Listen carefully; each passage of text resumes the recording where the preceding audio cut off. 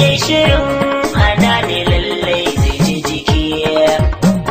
Ni uban maza ta yaƙi mai shiga ta kayan saƙi, ya rabu shiya wane da kaina da yi ciki.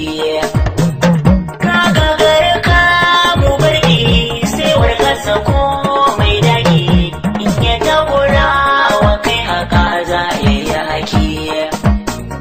Marga mugun dutse wanda ya daka ya sarse, mai tsoron fada ba shi iyawa da bakaki. Ga ruwa a hanyar daji ka kudo shi gefen birji, tun da daji shi ka ba a yi sai da masaki. Ni tsamagiyar kan hanya sanya 'yan maza su jinya, duhu ya dage na jura duka da madaki. Kai da kaji mun zaki na wanda waza siraki, shi kwada masa an tabbatarwa sabo yake. Na zamo katan kai karfe in an gwada kai a dafe, ga zinin kaya jiki a soke baki. Ni buhu na barkono ne idan makiya na so ne, tankaɗe da ba a yi a faifai kamar sake. Gulbi ya ci ko ya matse dole rayuwa ta dace, wanda duk ya tsallake shi to ya yi arziki.